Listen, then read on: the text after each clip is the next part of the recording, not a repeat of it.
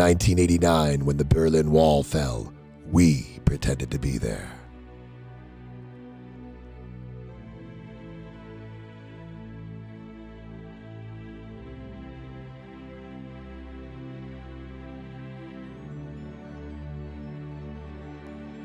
In 1963, when Martin Luther King Jr. marched for freedom, we pretended to be there.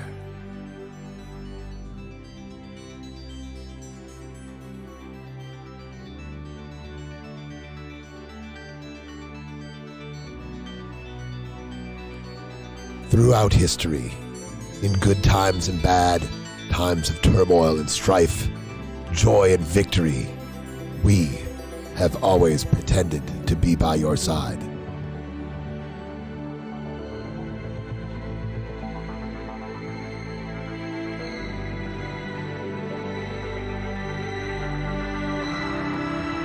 Social Distancing Variety Hour. Pretending to be there for you. Paid for by friends of Social Distancing Variety Hour.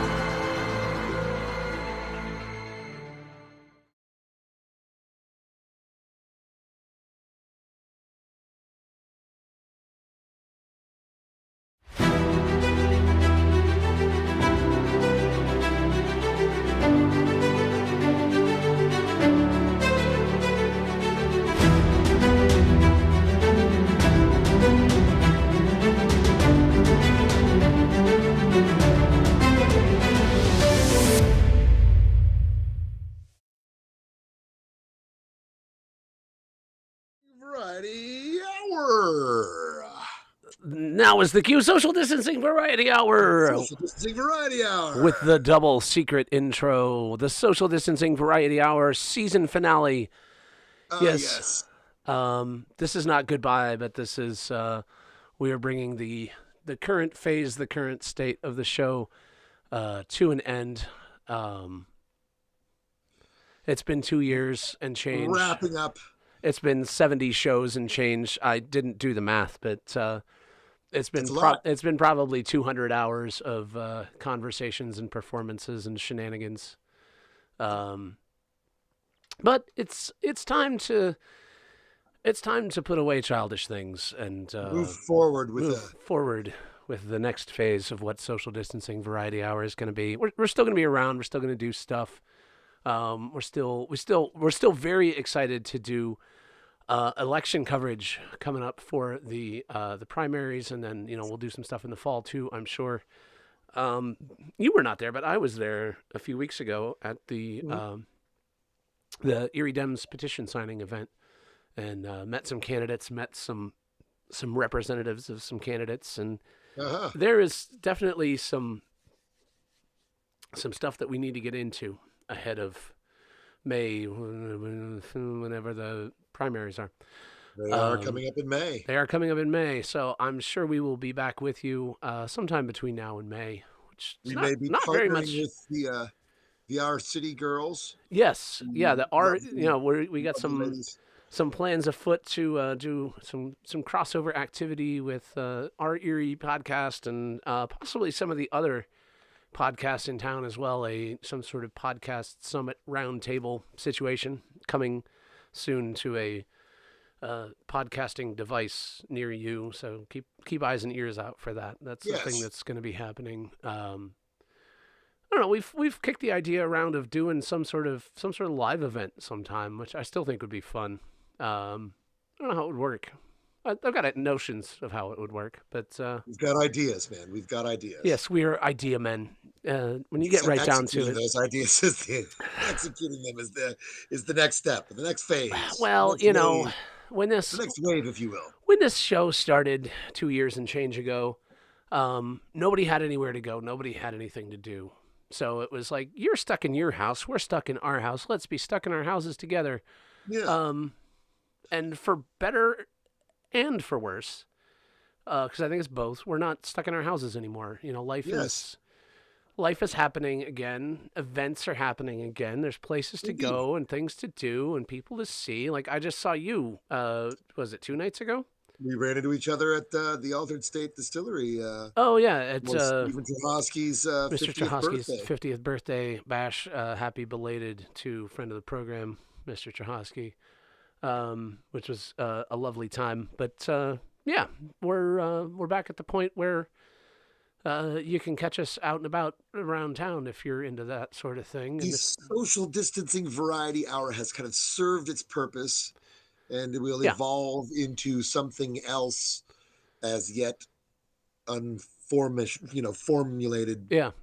And I've got this great $30 microphone, and this great $30 webcam or whatever it was. So I will be streaming other things too. Like the last show that I hosted at Grounded Print Shop, I dragged the streaming gear out for and live streamed that gig, and that's really kind of where all this came from in the first place, was in the early days. Forgive me. It's all right. I'm certified in CPR. If you need help, yeah, it'll take me a while to get to your house. I'll put up the signal flare. You'll be here in 8 to 10 minutes. Eventually, I'll get there, and I'm certified in CPR. I can save you. But yeah, in the early days of shutdown, I still had gigs scheduled that I was hosting. Yeah. And the thought was, maybe we'll stream it. Maybe we'll just, close the doors, not let people come, but put it on the internet. And yeah, my friends who were on tour at the time, wisely, I think, decided to pack it in and go home. So, that became kind of a moot point for that particular day. But I was already emotionally invested by then. I'm like, I want to stream things. I figured out how all the software works, and I bought equipment, and our friend Mr. Bennett off the ground. Our friend Mr. Bennett threw out the idea of a variety show for the homebound, and here we are, and here we still are. Yes. But we're not as homebound as we used to be, and it has become tougher and tougher too.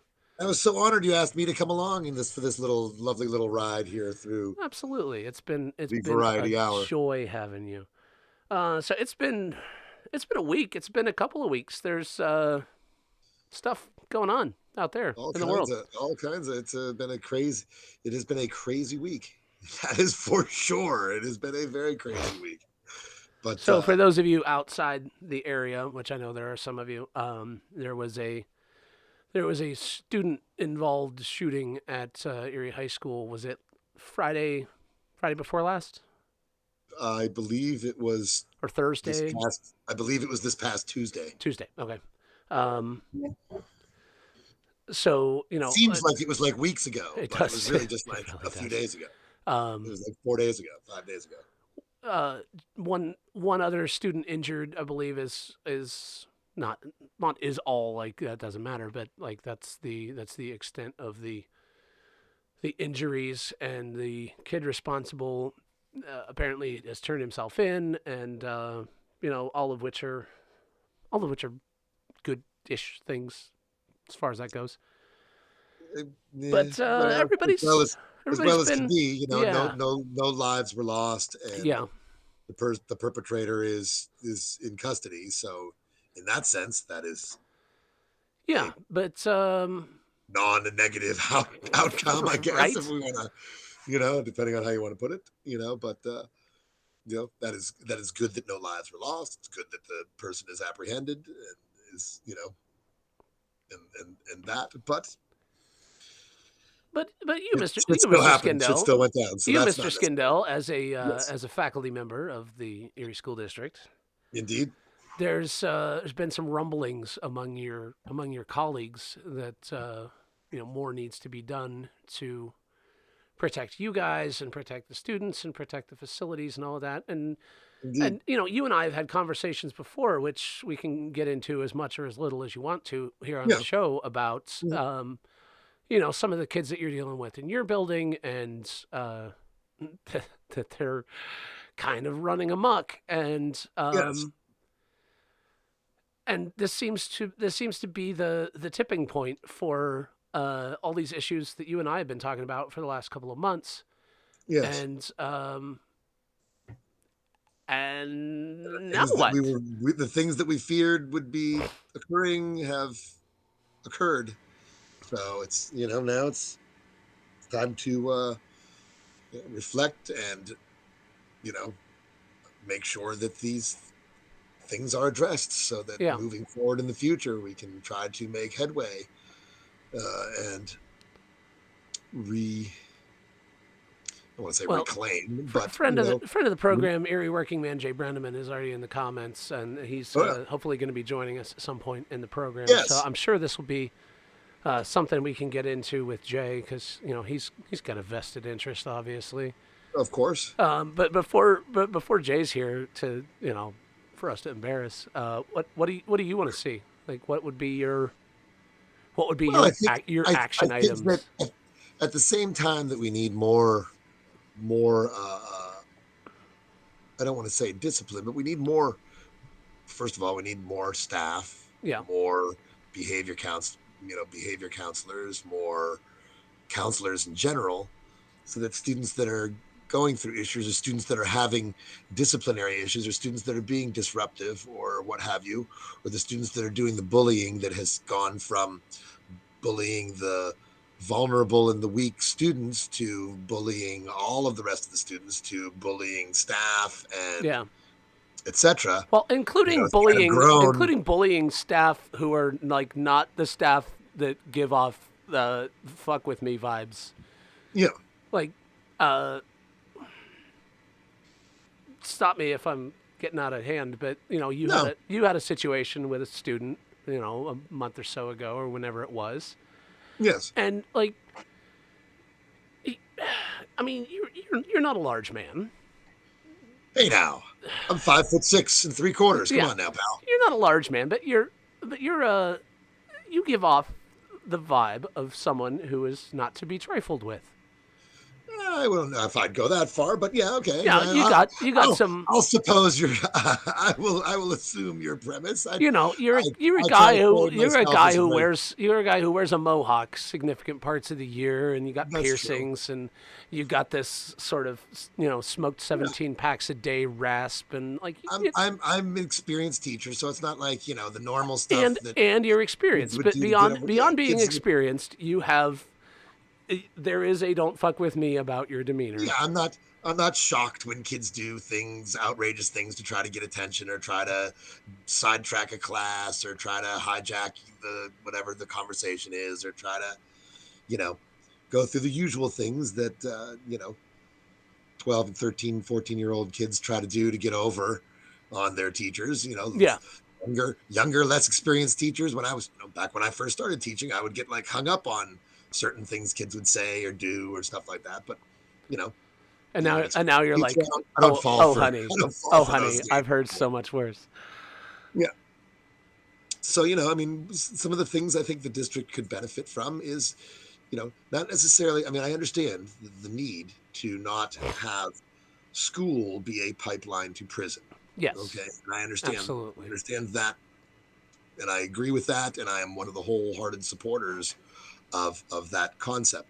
But at the same time, in order to remediate those things, you have to have staff to counseling, and you have to have, programs that when you have students that are doing these things that are putting their fellow students and staff members and others in jeopardy and harm's way in unsafe circumstances, that those situations can be dealt with proactively, not necessarily punitively, not necessarily like, we've got to crack down on these kids and make them, and show them, I mean, I went to school when you could be, when you could be paddled and shit. So it wasn't like, I went to school when there was like hunting club in middle school. Yeah, I mean, it's not like, and like you could take your deer rifle to school with you. So I don't want to have things misunderstood as somehow we need more discipline. Right.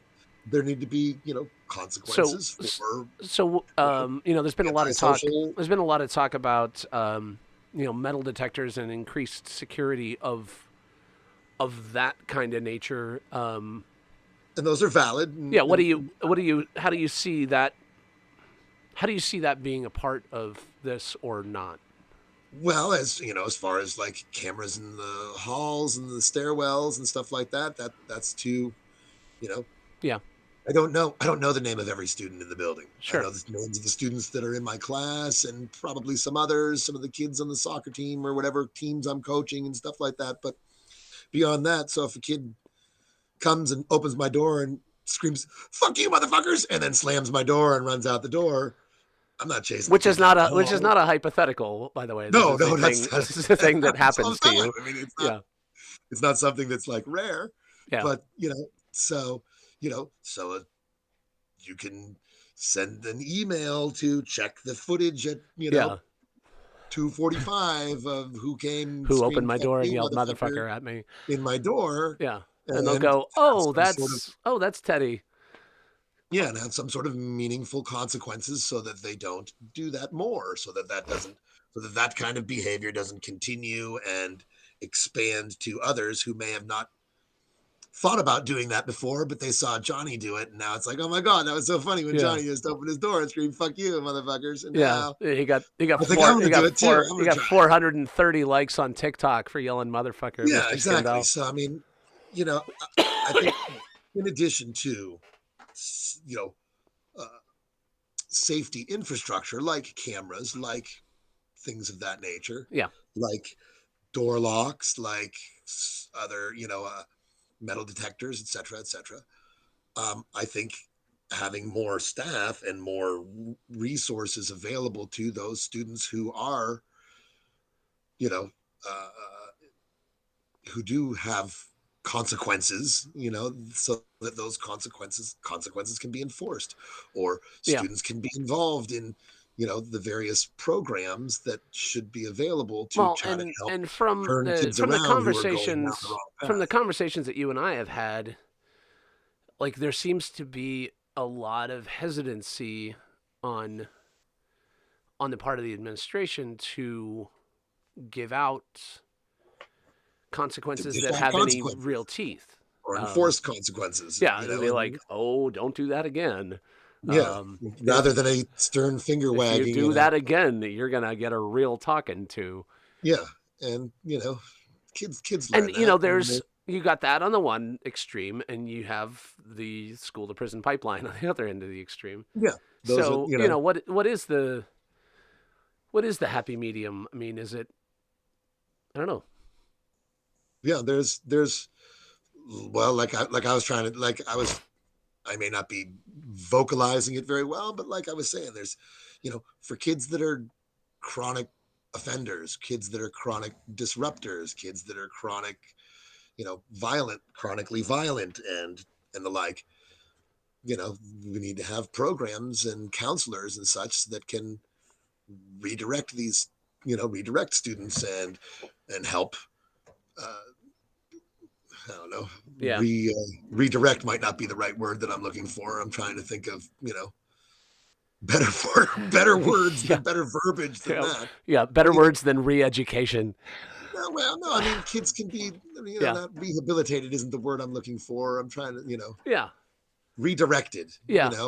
And I have lots of students who have had been in various programs that have helped them, and they, I have kids in my class right now that in 6th grade were big problems, or in 5th grade had, a long disciplinary record that now are, now that are in 8th grade and they've had some counseling and they've had some redirection, they're good students, and they're great kids, and they're doing all the things they're supposed to be doing to advance their lives forward and become great future citizenry. Teenagers are jerks. Middle school is the worst. Yeah. So. Yeah. I mean, you basically have 85% of a student body that are generally good kids, just like you and I were when we were. Well, I'm not a very good example, but just like I was. Just like most kids were when they were growing up. You have 85% of the kids that are just good kids that are going to school to get their education and meet some friends and hang out and do their thing. And you have 10% of the student population that'd be like, hey, I'm going to follow along with whatever my friends are doing. And then you have 5% of the kids that are prone that are to jerks. that are and they have whatever issues they have that they need help with to, help them. I know grown people who need help and need therapy or need counseling or what have you. Ain't that the truth? And so, there's going to be a percentage of your student body that are going to need that. And when they get that, then that 15% of the student population that's causing issues is reduced, and the 85% grows and can flourish. And, but I got,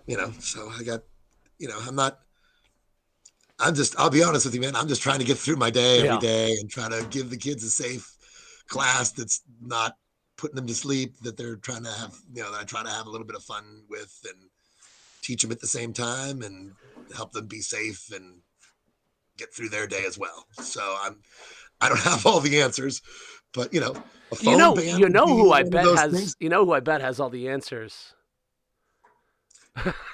This guy right here. This guy right friend of the program. There. All-star. Friend of the program, returning champion, Jay Brenneman. Good to have you with us, Jay. And you know who else has lots of answers to lots of things? All kinds of answers. Friend of the program, returning champion, Rowan Ward, down here. In the form of questions, though. Only in the form of questions. Yes, answers in the form of questions. Answers in the form of answers.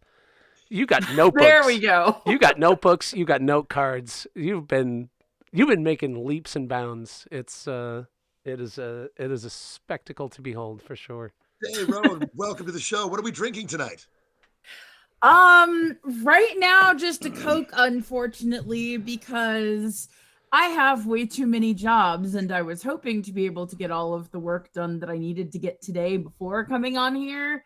Understood. And yeah, I went to bed early last night. I was all responsible. And then I slept funny, and I woke up at 8 o'clock, and my head felt like it was about to explode.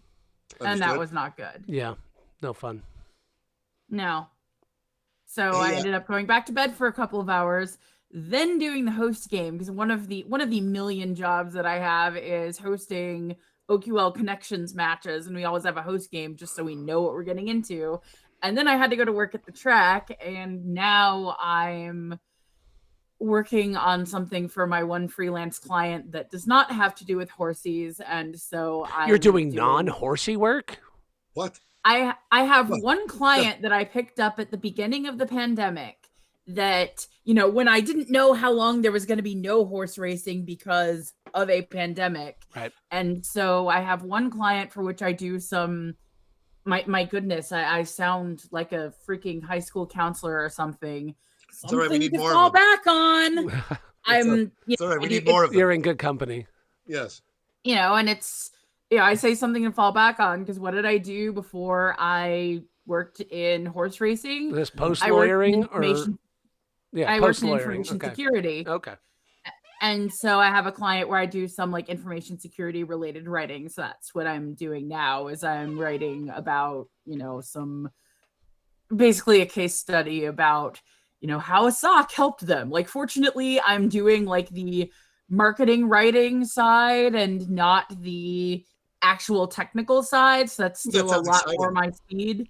But no, all of the rest of my work is either horsey or I will read 3 matches a week of OQL connections. But I've got my job at the track. I just picked up another job doing editing, social, some writing for a horse racing news site. And what's great about that is it's specific shifts. And so once I have that up to full speed, I'll see if I can cut back on some of the freelance work and maybe have 4 or 5 jobs instead of 6. But we'll see. Goals. Positive progress. That's positive progress. Goals. Adam, I have to step away here because I'm almost out of propane. I didn't realize I was out of propane. Oh shit! Better call Hank Hill. I just have to put I just have to hook up the new propane. It'll give me an emergency. I will pitch it. I will pitch it over to you. Go ahead, catch that there. There you go. There, Adam. That way. Thanks. I'll be right back. So Jay, now that he's not listening, give us all the answers. How do we fix what's wrong with Mr. Skindell's class where he's got kids running in and yelling motherfucker at him? I think he's everything he said. I think is absolutely right. He was spot on with his experiences. He's not alone in that. Also, I'm glad he kept us on camera so we can call the fire department if need be during this. That's all right. I'm still here. This change out there, the propane tank. Yeah, so one of the first things I did when I came on the board in December is I reached out to, I asked the administration. I was like, hey, I want to take like a thorough tour of all the schools, and not just like a tour. Like I want to like sit down and talk to the administrators. I want to visit the classrooms. I want to talk to teachers, etc. They were a little bit surprised. No school board member has apparently ever asked to do that before, which I was a little surprised about. I thought that would be like a normal. Just like a good thing for a school board member to do. Like know where the schools are. Then again, as someone who covers my state racing board, does the state racing board do that with the horsemen or the horse tracks? Of course they don't. No, of course not. And there's probably a number of ways of thinking about that. Maybe you worked at one of the schools, maybe you went to the school, and so you're like, oh, I know pretty well, I know enough, right? Or it just seems that it's close to you. Some people might come with like a perception of like, oh, I have the expertise, I'm good, right? Some might want to have some of the distance. I'm not saying like I would agree with any of that. I don't know where that would come from. And I understand the time, but it's like, well, listen, and you to be fair, don't. Oh, are you good? You've not immolated yourself? Oh, I'm very good. Good. And you, Jay, to be fair, don't really have that background. Like you're not a product of the Erie schools. You didn't, go to 8th grade with Jimmy from down the block, and because you went to school in Montana, Wyoming, some prairie place. My formal education ended after the 4th grade at public schools. Homeschooled through a 9th grade education, GED when I was 18 before I joined the Army. And now I'm halfway through my doctorate, and I teach college level social work and policy, intro to American government, et cetera. So, education is very important to me. I understand like when we committed to send our kids to public schools, we had a lot of people who reacted in a way that as if we were abusing our kids by sending them to Erie's public schools. Right. And now we're seeing the same thing with our son who's about to go to middle school. And I think everybody should be pained. I was constantly pained whenever I received those reactions. But knowing the complex, knowing that although I've been in elected office before and served on a number of boards, and I'm a certified national trainer and board best practices, I wanted to make sure that because as you're campaigning, you can talk about what you want to do, you can listen and see other stuff. And as a parent of public school students, I sort of have some experiences, but there's certain things that you can get and learn as a school board member that you wouldn't have access to any other way. And I can tell you every time we have 10 elementaries, we have the 3 middle schools, we have our 2 high schools, but then we have a number of programs with a ton of kids outside and other programs. We also have a lot of people aren't aware of our second biggest school in the district. Our first biggest being Erie High. Our second biggest being the Cyber Academy. Oh, okay. And so, but all throughout, every time although I work full time, student full time, I committed to arrange my schedule to Fridays to commit for 6 weeks. For Fridays, I went and visited schools, and I learned I would meet with the principals, APs. I'd meet with community school directors if they had them, counselor on a couple occasions, and after these tours, would have a very frank, candid discussion afterwards. And I could tell you that for the vast majority of the schools, it was very clear that they had, and they would even express that they don't remember having school board members come through. And from what I learned these weren't just like sightseeing tours, like in these tours, and in several of the schools I've returned to multiple times. I even, not a full day, but probably a good 5 hours I served with the Bluecoats at East Middle and at Adison with their walking school bus. I, physically put myself between kids in that day and talked to a number of the folks that had volunteered their time for Bluecoats. And I can tell you that the things that people are saying in the schools, the teachers, administrators, students, the things that they're saying is not, and I know this shouldn't come as a surprise, but it's starkly not present at the school board meetings. Yeah. And a lot of the discussions around security and other things like that, we've had those discussions, and we're moving forward on them, but they were in like executive committee meetings, so they weren't in a public forum. They were more so like the metal detectors, all that stuff, like we agreed to get quotes and everything, and then slow process. I take full ownership and responsibility that at that time not pushing for it to go faster. I think we definitely could have pushed for those things fast. I mean, in January, when it was made clear that we need these things now and we didn't have them before, we could have pushed faster because we were supposed to vote on them the day after the shooting last Wednesday. Wow. It was on our, not to vote on, but it was our committee meeting, and then this coming week we would have voted on them, and now that's been delayed by 2 weeks because of the shooting. Those meetings got pushed back. So and there's an irony in the fact that it's now going to take longer to get metal detectors because somebody got shot. Yeah, and it looks reactive. I mean, I want to say it's proactive because people have been requesting this for years. I mean, the metal detectors were requested in the 2018 school security task force, and teachers have been saying it forever. I mean, so it's now is that primarily where that's coming from? Is from staff who are looking for that? I mean, what? Students have expressed it. It hasn't been the number one thing. Students have predominantly expressed need for support in the school environment. Okay, so focus on well-being, focus on mental health, focus on acclimation to school. Those things have been the priority. Being treated like human beings, right? Just those things have been the priority. Students have brought up metal detectors, but it's down the list for the students, right? I mean, and so now I don't know if it was an issue in this case, and for those outside the area, like our friend Rowan, Erie High School had previously been 3 high schools that got smushed into 1 high school. So you've got... How big is Erie High School? What's up? About how big is it now? Like just about how many students? Graduating class is there's about 3,000. I want to say there's about 3,000 at Erie High. So it's just over 2,000. Just over 2,000. I'm sorry. With the number of students that are virtual or out for other reasons, I think we're at 1,700 in the building. Okay.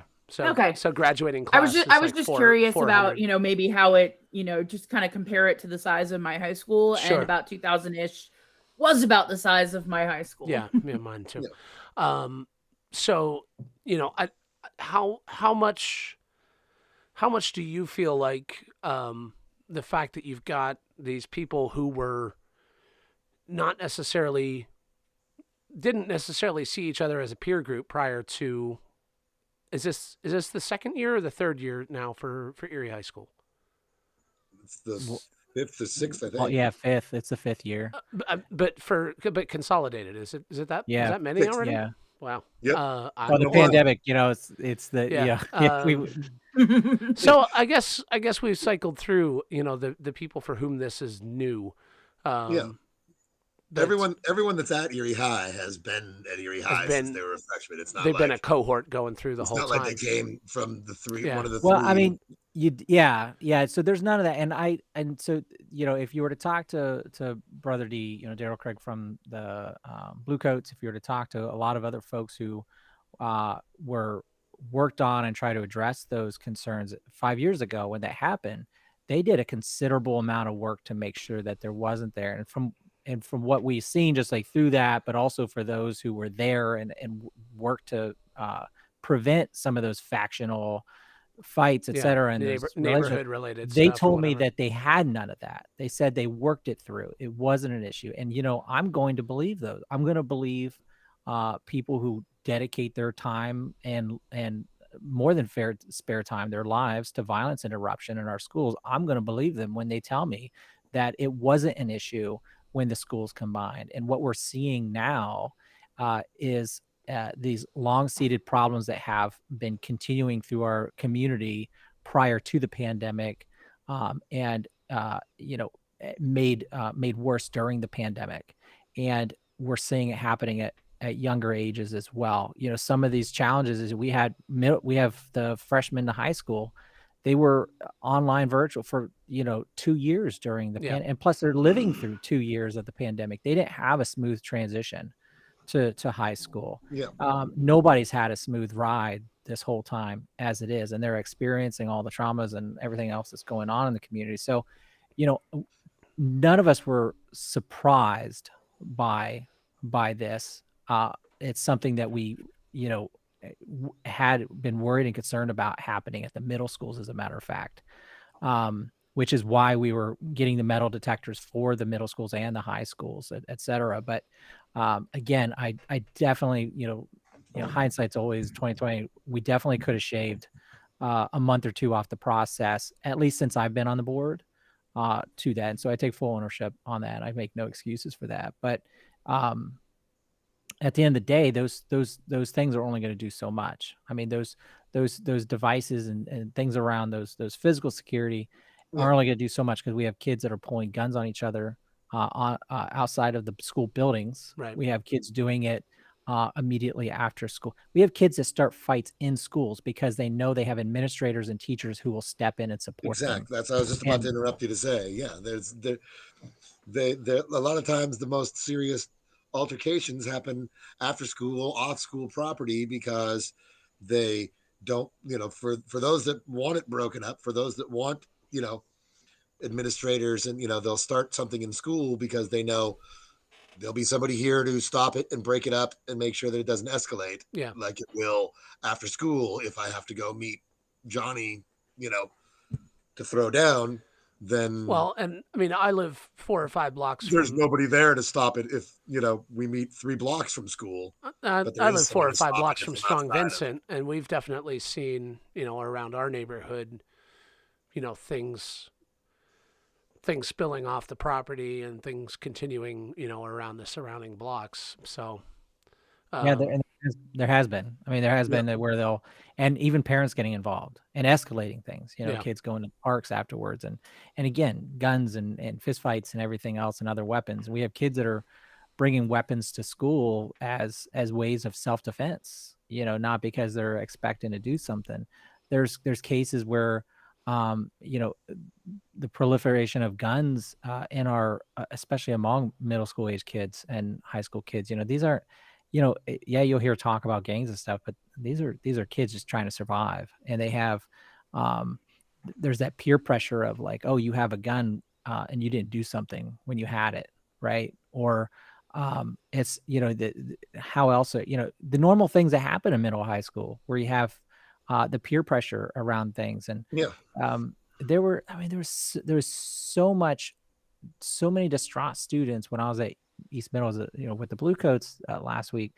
There's so many distraught students just because they all had haircuts, but it was like somebody messed up. I guess it wasn't a perfect haircut, which I wouldn't have known, but it was such a disruption and took a huge emotional and peer toll on several students because of that.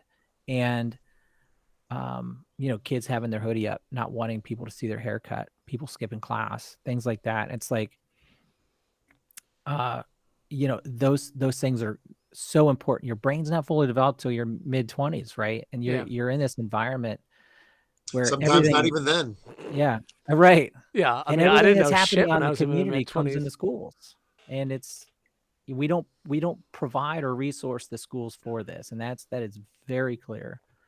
And that leads back to some of the ideas of having more counselors and more staff and more, I'm at Wilson. We have 2 behavior specialists. There's one for the boys and one for the girls. Well, and it's not enough. If something happens, right, and there's a student in my class that is going through whatever, I had a student in my class whose younger sibling was one of the student that was hit by the car earlier in the year and killed. And the young man was going through some difficult times because of the loss of his sibling and needed to speak to a counselor. So I sent them to the counselor. Well, now that one counselor has that to deal with. Something else happens. They can't be all places at all times. I mean, there's needs to be more than one person to try to deal with hundreds of students. Well, and there's, the various issues that they all have. When you've got limited school resources, there's got to be a way to interface that with, resources that are available in the community so that limited resource doesn't get totally drowned. Yeah, that's, when I say things like, one of the things I would like to see, Jay, if I can, I have you here, is those programs and is like counseling and therapy and interventions for students that are going through any one of hundreds of thousands of different situations. Like you said, something as simple as kid gets a new haircut, and all his buddies bust his balls about it because it was, because his line's crooked or something like that. And now there's a tension. Now there's fights. Now there's, disruption of class. Now there's all sorts of things going on over a haircut, and if I can go back to something you said earlier, Garrett, you talked about the school administration not wanting to, crack down on certain things because, we've had lawsuits filed on us. We've had very clear, not just patterns. And you talk about the school to prison pipeline. We've had the school to prison nexus that has existed within our schools. Yeah. And so it isn't like it's a path forward. It's one and the same system. And and a lot of this is financial, right? But we've had schools that have, we said, okay, and this is before I came on board, but the school said, okay, we're going to pull back on summary citations and expulsions and other things. At the same time, we didn't put in the other resources and supports that were necessary to not only address what was happening already, but also to address the fact that teachers and others had no recourse or anything to do with had no supports for students. At many of my tours, walking with the principals and APs, I've been there when they had to walk students out of classrooms. Like I said, I put myself physically in between students as well. And I can tell you that that disruption is hard for teachers to, I can't imagine, I teach college level, but I can only imagine with the teachers, how do you continue the school day when there's been a disruption in your classroom? How do you or let alone in your building? Yeah. And it's those things where, I've had multiple meetings with the administration. I got to say that I appreciate the fact that every time I've went to several expulsion hearings and was sick to my stomach. And I really think that whole system needs to be rebuilt from the ground up. But the administration took my recommendations seriously. They said they were going to implement some of them right away. And I have a meeting tomorrow to discuss a debrief my findings from all of the schools. Yeah. And I think we need to have in the fall, rather than pushing academics, rather than pushing, preparation for tests, et cetera, I think we need to spend that first semester quarter needs to be focused on building relationships, well-being, acclimation in school. We need to focus on mental health and well-being. And beyond that, we need transition. We need a 9th grade academy for students coming out of middle school. We need to have those for 6th graders coming into middle school. They need to have at least a semester dedicated to well, and like our eldest kiddo is just coming to the end of 8th grade, but had gone to Montessori charter school, K through 6, and then went very abruptly right at the beginning of shutdown, or approaching the beginning of shutdown, from a Montessori environment to Mill Creek Public Schools, because kiddo's mom lives in Mill Creek. So, like, going from the kindest, touchy-feeliest environment you can be going to school in to public middle school, which any public middle school is the worst. The very best public middle school in the world sucks ass. Middle school is difficult. Yeah, it's for kids. No offense. Alumnus of a failing public middle school, it was really bad. No offense, Mr. Skindell. We've got a couple more people in the Jim, I do want to say one thing though. So yes, sir. Absolutely, there's some schools where we do need to have more, and there's different specializations. We do need more mental health workers in certain schools, most of them. We do need more behavioral health interventionists. We do need more caseworkers where necessary. And again, our second largest school, which is our cyber academy, 1,200 students, many of whom are there because of safety or behavioral, mental health, emotional issues, and we have absolutely no supports for. I was completely shocked. We don't have, mental health, behavioral health, community schools, none of those supports. But I got to tell you that the central administration has been pushing down academic performance and progression. We need to see that same level of support at all our schools when it comes to social emotional supports. That needs to be, because it's been building by building, which ultimately falls on the individual teachers, and that is a failing proposition for every single person. So yes, we've already got a lot on our plate, and that's a whole nother set of China. Yeah. So that's my priority tomorrow when I talk to the administration. That's going to be my priority after wrapping up these tours. So one last thing, and I don't know, and I'm saying this because I don't know, Jay, but like as far as you mentioned, like being at expulsion hearings and stuff, and expulsion hearing, there's been at least 3 or 4 situations where there's been expulsion hearings, and the kids who have perpetrated violence on their fellow students or on staff, and they're right back in the building days later, rather than having the option of choosing virtual rather than expulsion, or having that as an option rather than although at the same time in the building. At the same time, you want to make these kids are going to go somewhere. They're going to go somewhere. And at the same time, you want to make the cyber option something that is not just for the problem kids, because otherwise, it's there are kids who, for one reason or another, the public middle school option, the public whatever school option, is not the safest, healthiest, sanest environment for them.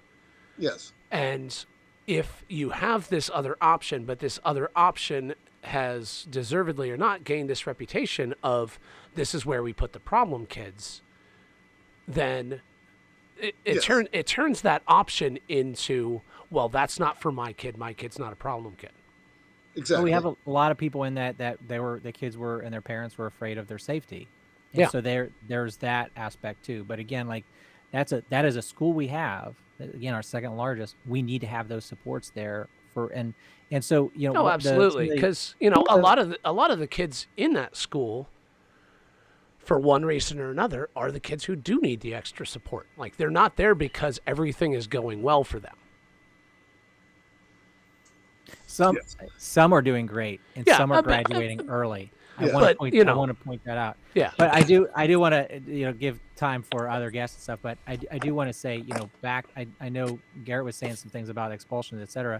Is like, so the administration is so when something comes before us for an expulsion, they are expelled, right? But the one practice that has been in place, at least for the past year or two, is giving the administration the flexibility of creating a plan with the students of, if the student meets certain goals and milestones, that then they can return to the school environment. And while that is there too, one of my initial recommendations back in January on it, and reinforcing now, is that they have a more robust transition rather than throwing them right back, but like walk them back, right? And then you got to start from scratch. So I do want to say that we have a lot of amazing people who are doing incredible things in whatever they can, and it's not sustainable for anybody.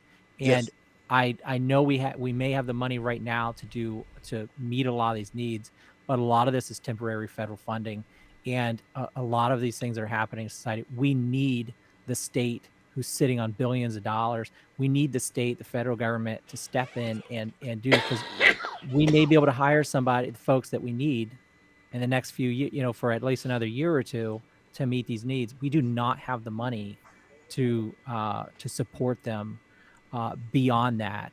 It's a very scary, so, but again, Garrett, you're spot on early on. And so I appreciate it, Jay. And lo and behold, to transition from that, we've got Jim Wirtz has entered the chat. Big Wash has entered the chat. Jen has entered the chat. Jen Meyer is here. Jen just texted me that she's still here, but she went to go find food. Oh, and she's back. A veritable who's who of friends of the program. A whomstead is whomstead. Heavyweight champions of the world. It's lovely to have you all with us. Hello, my friends. Good to be back. How is everybody? I'm trying to get this glare off my glasses, but I don't know if it's like a possibility in my life. Well, you know, it's just you have to like shift them. Issue. Let me see. I got extra lights. Just lean into the librarian thing. How are you, gentlemen? Pretty good. Not bad. Not bad. Good to see you all. Good to be back. Welcome to the program. Welcome to the season finale of the Social Distancing Variety Hour, episode 70-something. 71, I think. That's big stuff.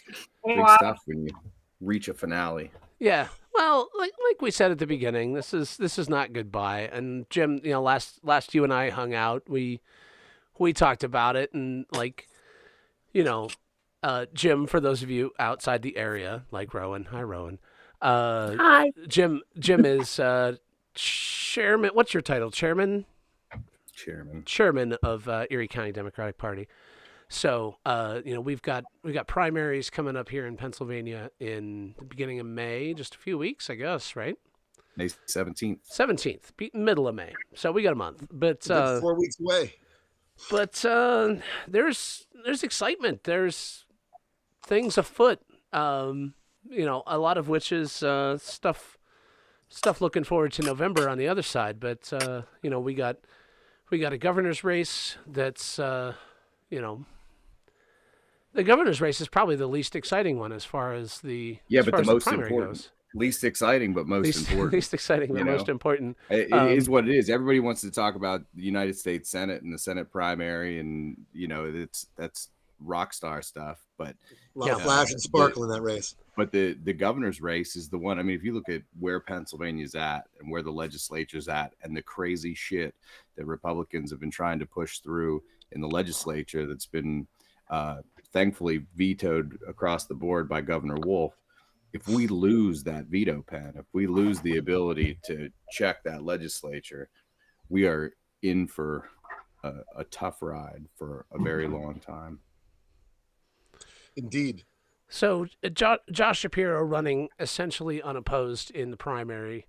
Fully unopposed. Yeah. Unopposed except for a couple of wackos. But which I don't know if they even got on the ballot, but I know they were during my Wikipedia rabbit hole dive a few weeks ago. It's like, oh, there's Josh Shapiro or I don't think any of them actually made it to the ballot. Oh, okay. Yeah, I don't. But there were some like outside fringe type people that did make it through in the Senate race. So you will actually see like, I think 5 or 6 names on the Senate ballot. Yeah. A couple of whom are like viable actual candidates, and a couple of whom are not. Wackadoos, I believe, was the wackadoos is the technical term. I'm pretty sure that's the technical term.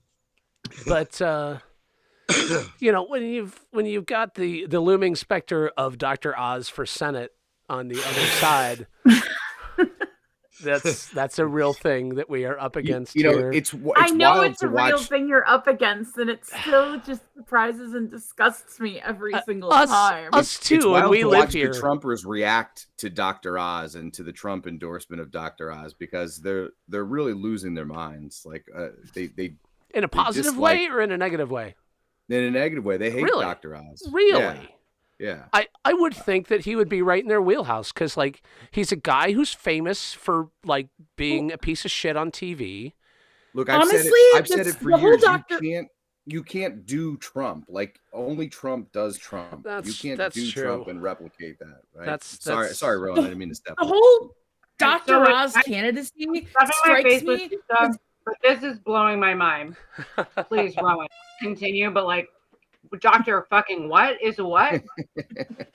the whole Dr. Oz Senate candidacy, just every bit of it smacks of Dr. Oz trying too hard to court the Trumpies. So it actually kind of intrigues me that the Trumpies hate it. It's like, for once, it looks like they finally realize they're getting played. Although there's also a huge part of me that's like, if Dr. Oz were white, I wonder if they'd realize they were getting played. Well, but he is or he isn't, depending on your personal definition of white. Yeah, I mean, I'm thinking like. Yeah, I mean, if you're Jim Bob, because I don't know anything about politics. What is the Senate exactly, and how can Dr. Oz be trying to get in there? Don't you need like, credentials or something? No, you don't. You only need to be 35 and a U.S. citizen. But there's need enough signatures. But if I'm not mistaken, this is like part of the lawmaking body of the United States of America, right? That would be the one. Yeah, that's the Senate we're talking about. The upper house of our legislature. And like I'm getting flashbacks from Schoolhouse Rock, and so like, yes, Dr. Oz, Dr. Oz, the TV doctor, Senate. yeah, the snake oil guy from TV. How many people are in the Senate? 2 from each state, so 100. So Pat Toomey. Sorry, Rowan, that was not in the form of a question. Pat Toomey, our current one of our 2 current U.S. senators is retiring, not running for re-election. Does he keep getting paid for the rest of his life? I don't know how that works. Jim, how does that work? Yeah, he will get a healthy pension and health care, much better than what any of us would afford in the Is he single? Affordable Care Act. Is he what? I don't think so. No, Senator Toomey is not. He's not. I don't think he's your type. I don't think you're his type. I can change. Look here. I'll give you a couple of examples of the Trumpist outrage to Dr. Oz. So Sean Parnell, for those of us in Western Pennsylvania, Sean Parnell is a figure that none of us would like follow on Twitter, right? But in response to a bunch of Sean Parnell retweets. Someone had sent me the full list of Sean Parnell. So some guy, Jack Posobiec, you know that guy? Posobiec, he's the rape Melania fake guy. He's the guy that set up the whole thing. He's like a whole like Posobiec's a whole like dirty trickster, right wing. Gotcha. Roger Stone. So his whole thing, he went on a tear. Dr. Oz did a whole special episode promoting transgender children, including surgery. He tried to cover it up, but it was archived. The receipts are out on Dr. Oz, and they're bad. Oz would be the Romney of PA. President Trump, this is how far they've moved the a woman called Proud Army Brat on Twitter. President Trump just endorsed Dr. Oz for our PA senator. No way. What the hell is he doing? And then Sean Parnell himself dips in and says, "You're not America first. You're not conservative. You're not even from Pennsylvania." Which that part is true. All true. I mean, that part is especially true. Like his wife is from Pennsylvania, and he's like, "Oh, I'm from there too. I got roots there in not Westmoreland." Well, look, I don't think Montgomery this was not Dr. Oz sitting around one day going, "I think I want to be a senator." Right? This was like the long courtship of Dr. Oz in what I would like to refer to as the Bourdain effect. You know, Anthony Bourdain he wrote about how all these like dentists and doctors and things in New York City would throw these great house parties and invite like Broadway people over and things. And they would all go, "Oh, you should open a restaurant. You should open a restaurant." And so they would go and open a restaurant, and running for Senate is the new opening a restaurant. Yeah, I think so. Running for office generally, there are so many people that run for office because they have a small chorus of people saying, "Oh, you should run for office," right? Like somebody bloviates at the bar long enough, and they go, "Oh, you should run for office." And so then, so now that's what's happening, and that's how Dr. Oz, I think, gets into the race. They realized that Dr. Oz was a Republican, which many people didn't think he was because he was in the Oprah network. And then you have his celebrity status and however many Twitter followers he has and all that shit that goes along with the then they just had to make him conservative, and they're failing miserably.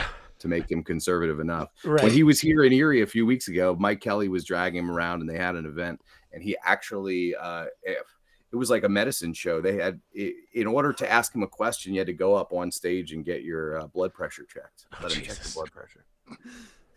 That's to reinforce his medical bona fide. That's right. That's right. Yeah, I'm thinking of the By Pirelli's Miracle Elixir song from Sweeney Todd, but with more Dr. Oz. And like I said, the rest of the field that's running against Dr. Oz on the Republican side is a who's who of freaking crooked ass, grifters in their own right. Yeah, they're just grifters within the political framework rather than outside, rather than upstart grifters. Well, the two front runners are both carpetbaggers, so I mean, that's where they're going these days. Yeah. That's what they're going to do. That's what they've got. Mr. Skindell, I'm going to pitch this to you for a second. I will be right back. Thank you very much, Jim. We've got Big Wash in the house. We've got Yeshua in the house. Yeshua, how are you, my friend? Big Wash, how's it going, brother? Great, man. Great. Awesome, dude. It's super awesome to come out and to be seen and to see you guys. I haven't seen you guys in forever. No doubt. Big Wash. Just to throw it to you here for a quick moment here. You've been a very busy guy, my friend. You've been a very busy guy. Yeah. It's good, man. We all have something that we have to show for all this time we've been playing hooky in society, right? Exactly. For real. Well, tell me a little bit there and tell the rest of us here, Big. What has Big been up to since the last election cycle? I know you were volunteering and you were doing a lot of election work back in November, back in September, November, and now that since September and November, what's the Wash been up to, man? Well, I mean, I feel like Michael Corleone. All business, nothing personal. Man, we fought so hard for Tyler, and I was worried about some individual doing certain things that they were obviously going to do, and they went and did them already. Yes. Couldn't wait. Couldn't just wait 4 years and then see if they could do them after possibly being reelected. They had to do them immediately. Oh yeah. And so I'll be back in this thing. Looks like I'll be working for Mr. Pastore, getting him in there, taking on Mike Kelly, and I think he looks great. Pastore is running in the primary versus Mike Kelly for the congressional seat that's up in PA 16. I mean, I want to be there for the whole thing, man. Just trying to make that change, trying to get, Erie's we're a very poor city, man. And I think one of the things that's always struck me with all the places I've ever lived, it's not so much, our situation as Black people is bad pretty much all across America. There's some exceptions. And, just having lived in Cleveland, apparently that's the best major metropolitan area in the next 6 hours from Erie. That if we had to look for one place where Black people had something, Cleveland, Ohio is it, of all places. When I realized that, especially working with people in Pittsburgh, it was a shock to me. And looking back at the city, there's just so much that needs to be done. And we just need more representation. We need more people in general involved, certainly younger people, certainly really all demographics to get together with a vision for a non-zero sum look at society. And, I think there's a lot of people who want to make positive change, but we have to start with the very issue that Jim was talking about authenticity. It's so scary that we just have all these people who are they're just plainly and openly trying to make a buck still. It just doesn't seem like that mentality has been changed. I don't want to blame one particular party because we know we have our issues across the board, especially in Erie.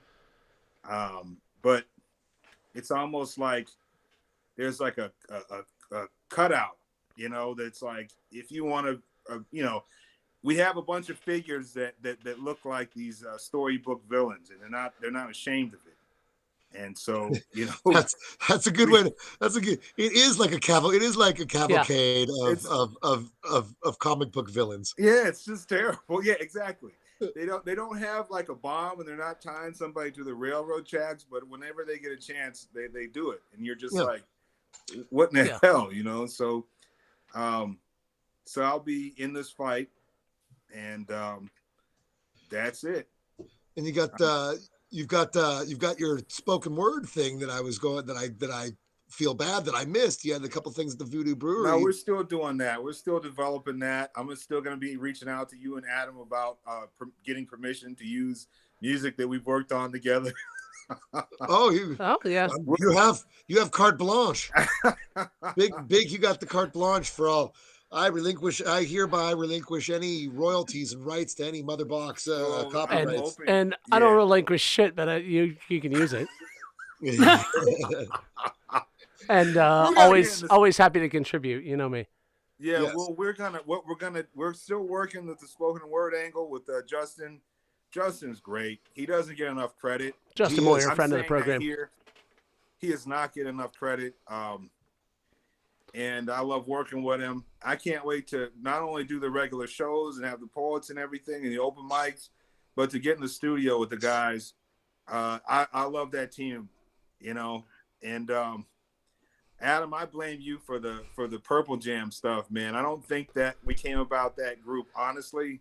Yeah. I think it was your machinations. No, that was out of the hat the way it came.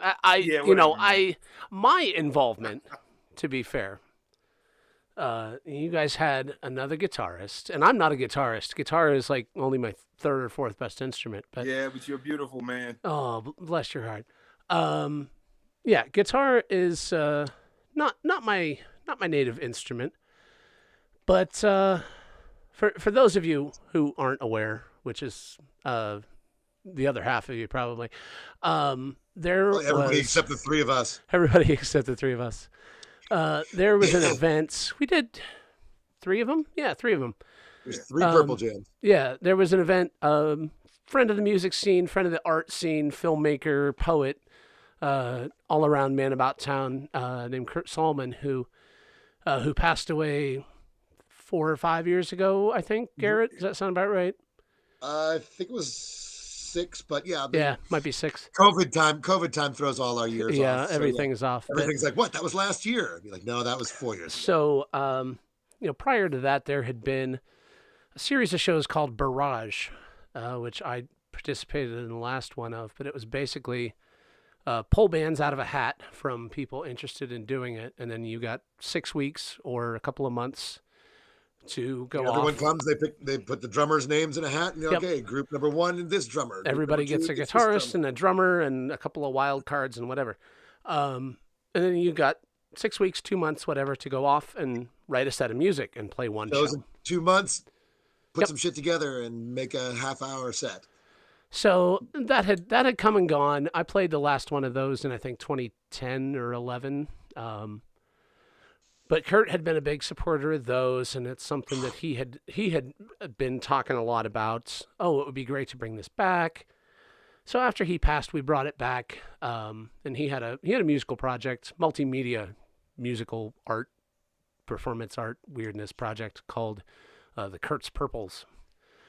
And it was all about sort of the magical powers of the color purple and lots of stuff about sleep and lots of stuff about dreaming. And it was all very esoteric and psychedelic and lovely stuff. So we brought this concept back as a tribute to Kurt, and we called it Purple Jam. And we did the first one, and the first one was a great success. And then we did a second one. All 3 of them were great. But there was a band in the third one that consisted of Mr. Bigwash, Mr. Garrett Skindell, our friend Joe Zarnecki, Culture Vulture, and there were a couple other people who. Proto. No, Proto wasn't the original drummer. What was the original drummer's name? I'm blanking on his name, but our original drummer. He moved. He moved away subsequent to the Purple Jam, and there was another guitarist originally in this band. And I was I was just the Svengali benevolent dictator of this thing. I recused myself from the draw. I had played in the first one, and then I had decided not to play in the second one, and I had way more fun not playing. I had way more fun just having eyes on what everybody else was doing. Because I set up all the group chats for the band. It's like, here's your band, go do it. And there were a couple bands that like instantly kicked me out of their group chat. Like, thanks, bye. And there were some bands that either chose to leave me in there or it just didn't occur to them to get rid of me. So I was like the fly on the wall for all these ad hoc bands and watching how things were going and watching their drama. And it was interesting. But the original guitarist, who we won't name, that was in the band with Mr. Skindell and Mr. Bigwash, they had a creative parting of ways, differing of opinions, different ideas of what. I had totally forgotten about that, to be honest with you. It was hilarious. That's right. I forgot about that. And of all the bands that year, I've always got my ones that I'm like, oh, this is going to be interesting. And you guys /us guys, were the one that year I'm like, oh, I want to see what's going to come out of this band. And your guitarist, who you had creative differences with and could not hang with the abstraction of the stuff that was coming out. He kind of flaked out and then left, and we're like, oh, well, so now what do we do? Yeah, and he didn't just break out, man. He had words. Yeah, he took a real turn. Like he came to me with some stuff. I'm like, I don't know what to tell you, dude. Flake out would be putting it mildly, but you know, this is between y'all. Like, if you can't hang with these weirdos, I don't know what to tell you. Good luck. But then, yeah, he went his separate way. And it was, you guys were at the point where it's like, oh shit, I don't know what we're going to do now. And it was like, what, 3 weeks from the show, I think, something like that. Yep. Right. And you had you had some material already, some stuff already put together. Some bones of stuff anyway. Yeah. And I'm like, all right, I'll do it. So I volunteered myself to 3 weeks we put together to play guitar for these guys. 40 minutes, 30 to 40 minutes. Yeah, 25, 30 minutes of stuff. 30 minutes like we had a weird surf guitar song that's about the Silver Surfer. We had lots of stuff with stuff from Garrett's weird vinyl crates. Garrett playing lots of theremin, me playing guitar. Freedom Singers. I busted out the Freedom Singers from civil rights, like old civil rights albums, vinyl from like the civil rights era that were like speeches and gospel choirs and stuff like that. We had Big Wash rapping. We had Big Wash in full gospel preacher mode. We had a little bit of everything from Big Wash. Culture Vulture taking up lots of sonic space and me nibbling around the edges. It was a good band. We played a couple other gigs after that. And then, we all got busy with our own stuff, and we started getting back together because Big Wash has had the idea in his head for several years now that we need to make an album. And I'm like, yep, all right, I'm in, call me. And like February of 2020, we were rehearsing real hard. We had written a bunch of new material. We were like getting real tight and real together. And then we all know what happened. Right. And here we now are. And we haven't all five of us been in a room together in 2.5 years. Yeah. I just figured, but we still got good stuff. And, with 2 weeks of work, I'm sure it would come right back together again. No, I fully agree. I had two really close friends of mine that I had been in bands with before pass away during this COVID thing too. Yeah. It just really sucked because you can't go to anybody's funeral because you're in different states, and some states wouldn't let you even. It just. Oh yeah. So I've just been trying to be as creative as I can. I know over the past few years since the Purple Jam, we've all than trying to save the world, Jim. Oh my God. We're trying. But you know, we're all kindred spirits. So I mean, I have every confidence that we'll be able to express ourselves and work together. Yeah. I just wish the socio-political economic world wasn't so absurd right now. Man. Well, you know, we can still make a record regardless of the socio-political economic state of the world or something. Right. Speaking of making records there, Mr. Holquist, Yeshua Myers has made, he spent COVID. Didn't you finish? You finished the record and released it at the, just recently. Yeah, the video. I don't want to say recently, like within the past 6 months. I remember at the fall of last year. Yep. That was the part 1 of the Blessed Boy video, and then I just put out the part 2 of it. But I am working on more album stuff. That was 2 tracks on my last album, but I am working on another album currently. Actually, today I was working on that. So always. Yeshua, our one and only live in-person guest in the history of the show. Our very first episode of the show in March of 2020, when it was like, maybe just don't hang out in any large groups for a while. It was me and Mr. Bennett and Mr. Yeshua. I sat about right here, and Michael sat about right here, and Yeshua sat back there, and there was a lot of hopping of chairs, and Yeshua gave us some bars in this chair right here, and it was a good old time. So it's very very special. It's very very special that you could be back with us again for the season finale. Thank you for having me. Most definitely, always a pleasure. So now you're working on a new album? A full length? Epiphany. Epiphany right now. I don't have a date for it. I got a single that I definitely am confident about. I have a couple other tracks done, but a super solid single that I'll be performing actually for the second time at Phillies on the Rocks on the 23rd. Have you been to Phillies on the Rocks before? I was actually just talking to, she's stepped away again, but I was just talking to our friend of the program, returning champion Jen Meyer, about Phillies on the Rocks. I like that spot. I like that spot a lot. It's real nice. Yeah, I have not been yet. Like, I've seen videos and I've seen pictures and stuff, and it's cool. Jen, you're back. You get to have the conversation about Phillies on the Rocks with us, because Yeshua was just saying this summer there's going to be a whole lot of shows that I'm going to there. From there. Yeah, you were there. You were there at the open mic tonight. I was.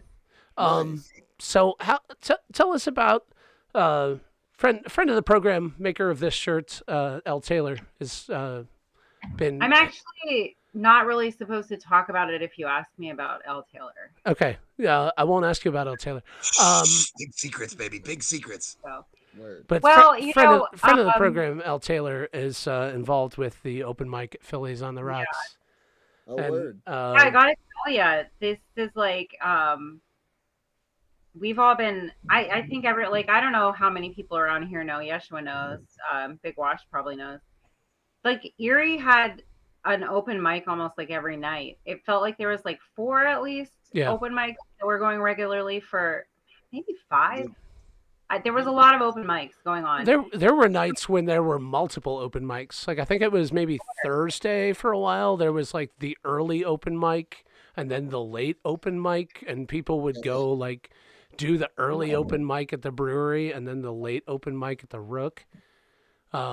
Oh, right, the Rook. Yeah, okay. So I'm new to music. I'm new to socializing. You're new to people. I'm like new to, I don't know what I'm new to. I honestly just I just started playing music, and I like found these open mics. There was at least like 2 or 3 that I went to really regularly, but there was a bunch that I didn't go to that I heard of all the time. Just constantly live music happening in Erie all the time. And COVID, obviously, as like the theme of the night, the theme of our whole lives for the last several years, COVID just destroyed everything. It was really hard, in the beginning. Obviously, you started your show, and there was like a lot of stuff that was online, music oriented. Yeah. But like not all of us are into that kind of shit. The Philly on the Rocks open mic, I think everybody has been hungry for this. Like we want to go back out. Like we want to start writing again and being inspired by our friends. We want to clap. We want people to cheer for us again. You know, you want to hear people's voices. You want to hug people and people touch don't. them. People don't clap for me. I'm used to it. You want to be annoyed by people that They fucking snap their show up. fingers, Like Jen. you want life. People want life again. So For real, it's though. exciting. Philly on the Rocks is Yeah. the place to be if you can believe it. 18th and Chestnut. Yeah. Honestly, Marlena's bartending. It's almost like Scotty's, except you can't smoke inside. That actually is an added draw for me because that is better for everyone. Yeah. You know, I agree. As a smoker, I agree. as a smoker, I agree. I don't mind going outside. I don't mind going outside. You know how many packs of cigarettes I can smoke when I'm sitting inside a bar drinking, and it's disgusting. You stink after you leave. But Philly on the Rocks is kind of it's also changing the dynamic of the neighborhood there. You know, in the sense that there's, you know, I don't know. People are like, that's kind wide of a range of neighborhood, and I'm always like, I don't know really what you mean by that, but like, I just don't feel like there's a sketchy neighborhood in Erie. Am I wrong? Well, there definitely is. Well, I'm just saying from a standpoint of like Philly on the Rocks, they might have a punk show one night and a metal show another night. And dude, I saw this like amazing beach band from. There was this 3-piece band from Italy that came. They were playing like. Was it that surf band? Joe Surfer. They were freaking phenomenal. I bought a T-shirt. They were awesome. I saw some video of that. They were playing like the Ventures and like Pipeline and like Walk Don't Run and stuff like that. We asked for an encore and they're like, I don't know. Do we know anything else? You know, they played Pipeline. Yeah. And like it was so amazing. You had to be there. It was so cool. Well, I'm making blurs. I'm so excited. Honestly, I was there like, I'm sorry. Hold on, wait. Sorry. Oh, cat on screen. Cat on screen. I'm going there a lot lately. It's kind of weird. Sometimes they. You know, I've been talking for several years, even before shutdown, about Erie has always kind of had. Not always, but often kind of had the dive bar that was up for anything. Yeah. And when I was first coming of age, that was the Beer Mug. And through the early mid 2000s until whenever it was the Beer Mug closed, the Beer Mug was like, whatever you want to do, fuck it, sure. And then then there was Bobby's Place, and then there was Scotty's, and there's been sort of a progression of. And they've been at varying degrees of diviness and varying degrees of up for anything. But like, has Marlene worked at all of these places? Marlene is definitely a common thread. She's not worked at all of them, but she's worked at more than 2 of them, or at least 2 of them. Yeah, not the mug, but I believe everyone but the mug. Yeah, Marlene is definitely a common thread through this conversation. But yeah, I have sort of lamented. Even in the before times, that like, where is the new Beer Mug? Where is the new Scotty's? Where is the new Bobby's Place? And it's I have not been there yet, and it's that's a demerit to me that I haven't been there yet. But yeah, and summertime I plan on spending a good amount. And it's great. And the open mic, I gotta say. The open mic is very well attended. Yeah. It's very well attended. Whoa. Tonight we had Teddy Rankin came. Oh, nice. Teddy's great. Matt Texter, L. Taylor, who else played? There's just like a bunch of like younger new people. Aria played and sang. Oh, of the Voiceless fame. Of Aria and the Voiceless. Was Mackenzie Sprague there? Yeah, Mackenzie. Yep. Optimistic Apocalypse, Mackenzie Sprague. Yep. She played. That's a nice lineup right there. Those ones you just rattled off. That's like a who's who of Yeah. Nice. Yes. Yeah. And every week there's just like great people are showing up. Good, So good. Now, Yeah, Yeshua, when are you playing there? I have a weird relationship with open mics. Like I don't have songs, and like I don't. I'm sorry. he's Adam. like, I don't have songs. I just have I didn't noises. mean to that last guffaw. a while. I didn't mean to guffaw. No, over it's your, okay. I don't have I mean, songs I've got music. Many of you that know the one-wayness. I've got plenty of No, music. what he's I talking just about. don't have songs. I'm not gonna Yeshua's like laughing bring because out. he knows I'm what- not he gonna knows bring what out my acoustic guitar and sing you the songs of my people. Although my last solo set, I actually played a lot of acoustic guitar. But yeah, it's like I don't have an end game for open mics. Like I get open mics for people who are writing songs. I get open mics for people who are doing things like stand up a whole lot because you've got new material and you want to test it out. But part of the reason that open mics don't work for me is I'm not going to take my guitar out of my case, plug it in, step up to a mic and be ready to go. It's like I'm going to take the entire contents of my car and stack it on a couple of tables and spend 40 minutes doing that and plugging everything into everything else. And You're just too complicated for open mics. I am, yeah. Just a little too demanding. It's complicated. It is complicated. He's a complicated. There's a lot. There's a lot going on here, man. The hamster in that wheel is running fast, man, and it's running fast. So Jen Meyer, I can't help but notice that there's a very prominent guitar over your shoulder. Oh yeah, there is a guitar over here. And you just come home. You just come home from an open mic, so you got music in your heart. You wanna do a song for us? Oh, I mean, I could. This is an electric guitar. I don't have it like hooked up right now. Okay. I could get a guitar. I guess I could play for you. Yeah, get a guitar. Play a song for us. We haven't had a song on the show for a while. Want me to? Okay. While you're doing that, I just want to ask Yeshua. So Yeshua, when are you playing at Philly on the Rocks now? 23rd. It's for JC's CD release. Party. Oh, for JC with JC Nichols. Yeah, yep, JC Nichols. Yeah, yeah. There's a lot of other interesting people on that show too, if I'm remembering right. Yeah. I think there was a bunch of interesting folks on there. Yeah. Now my next question there, Yeshua, is like, now I know I'm familiar with your, not all of your music, but at least the stuff that you've released that I've seen. I've seen you live 3 or 4 times. Yeah. Now, are you going to be performing? Are you going to have like you produce the tracks? I mean, I'm trying to sort through the process. So like, you produce the tracks and you produce the lyrics and record everything, and then when you go and perform, are you like, here's the track and I'm standing up in front of the track, or you have like a full-on band come with you now? Because the first few times I saw you, there was a couple different situations. I think you might have seen me at an open mic or an open jam. Yeah. Where like there was other people playing on stage. But I don't have a band. I've never performed with them. That would be cool though. Yeah, that's how I was like, if only you knew any guys.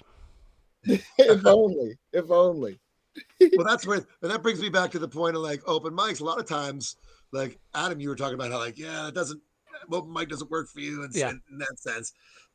But in my experience, like folks that either were without a band or were trying to work through stuff could find other people to jam with, or they could find their way through the incestuous music scene here in Erie to find others to either jam with or network and make connections to people that were either having shows or throwing shows or where the shows were and stuff like that. And when there were multiple open mics, you could go and kind of flesh out whatever material you were working on. I needed to start a weirdo open mic, like no acoustic guitars allowed open mic. Yeah, like only weird instruments. Yeah, like theremins welcome every night. Yeah, well, I mean, like if you're a rapper, if you're an MC, if you got tracks and you got like, NPCs and stuff like that, like that's totally cool. Bring that. Just no acoustic guitars. If you're Big Wash and you got just some words to say, if you're Rowan and you got some words to say, Otherwise, it'd just be me and one Natus, and like What's on? Jim Wirtz drinking a stiff drink in the corner, like, oh my goodness. Whew. Nobody would want to hear me playing an acoustic guitar anyway. My fingers are not long enough to fret a guitar, which I learned trying all throughout high school to play the guitar. And yeah, my family hated me for it. Sounds like you need to get yourself a ukulele. Jim Wirtz, we're going to make you do a song after this. My friend gave me a ukulele for my 30th birthday. I now have 2 ukuleles, and I'm actually okay enough at ukulele that I've played it in public before. Nice. I have a concert and a baritone. I love my Barry. I love my baritone. Oh, go get it. Go get it. Go get it. Go get it. Go get it. Go it's get right it. over there, although it's actually so out of tune right now. Go get it. Go tune it. Go get it. Go tune it. I will mute myself and tune it. Do it. Awesome. My guitar, I'm actually so glad that you asked me about playing a song, because I just like got out of my car and came in my house and left my guitar in my car. Oh, no, don't do that. Well, Now, we've saved you at least one broken string. So I went and I got my guitar. It's kind of cold right now, so I'm gonna give it a second before I try to play. Okay. On it.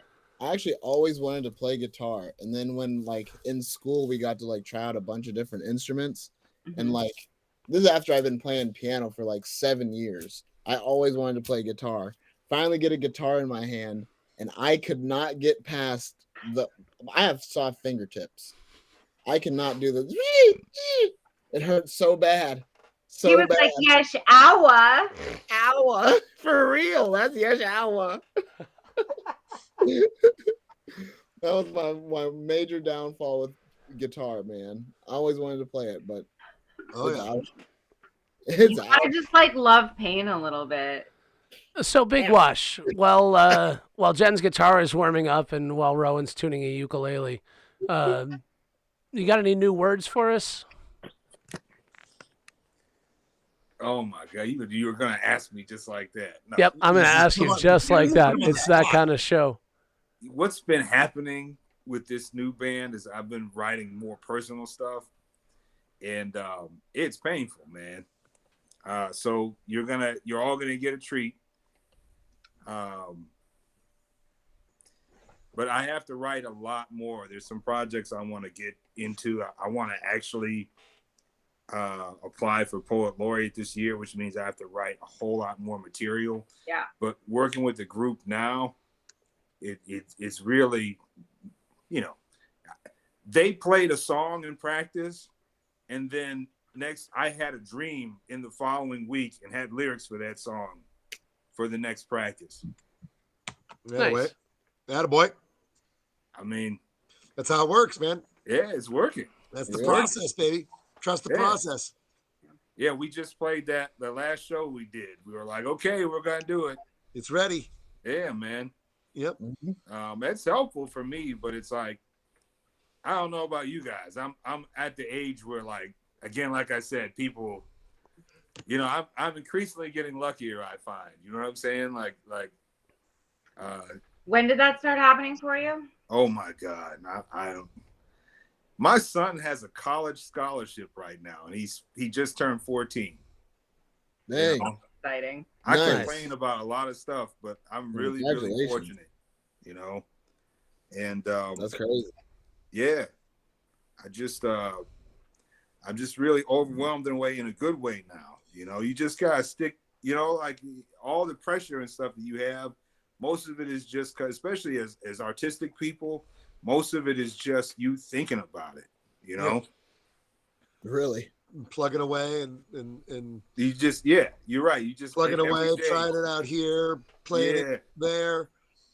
Yeah. Exposing it to, putting yourself out there. And that's half the battle sometimes, is putting your work out there and getting over that initial, I don't want to say fear, but that initial apprehension to put yourself out there to, here's something I made, here's something I created. Yeah, and you do it enough, and then you realize, like, it's not going in some hole somewhere. Yeah. Like it actually means something, right? Yeah, exactly. And others can add to and subtract from and create with and amplify and multiply.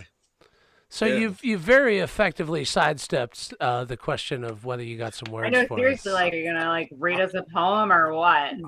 Yeah. But the we're doing a lot of experimenting right now and stuff, and I just don't. So you're saying no, you got no words for us.